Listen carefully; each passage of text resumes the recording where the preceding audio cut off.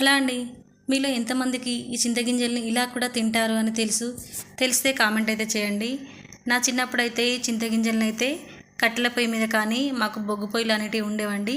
ఆ బొగ్గు పొయ్యిల మీద అని కాల్చుకొని అయితే తినేవాళ్ళమండి. ఇప్పుడు కట్టెల పొయ్యిలు లేవు కాబట్టి ఇలా స్టవ్ పైనే నేనైతే చింతగింజలను అయితే ఇలా మాడిపోయేలాగా వేయించానండి. వేయించిన వాటిని అయితే కాసేపు అయితే చల్లారనిచ్చి ఇలా ఒక క్లాత్లో అయితే వేసేసి దానిపైన ఏదైనా దాంతో కొట్టేసానండి. ఎందుకంటే పైన పొట్టంతా ఊడిపోతూ ఉంటుంది కదండి. చూడండి, మనకు ఫైనల్గా అయితే ఇలా పొట్టు అయితే ఊడిపోయిందండి. కొంతమంది అయితే ఇలాగే తింటారు. కొంతమంది ఏం చేస్తారంటే ఈ చింతగింజలను అయితే నానబెట్టేస్తారండి. నానబెట్టేసి దాంట్లో కొంచెం సాల్ట్ వేసి అయితే ఉదయం దాకా ఉంచుతారండి. ఈ నానబెట్టిన చింతగింజలు చూడండి, ఉదయం అయ్యేసరికి మనకైతే ఎంత పర్ఫెక్ట్గా పొట్టు అయితే ఊడొస్తుందో. దీంట్లో సాల్ట్ కూడా వేసి ఉంచుతాం కాబట్టి ఇవి భలే టేస్టీగా ఉంటాయండి. మీలో ఎంతమందికి ఇవి గుర్తున్నాయో తెలిస్తే కామెంట్ అయితే చేయండి.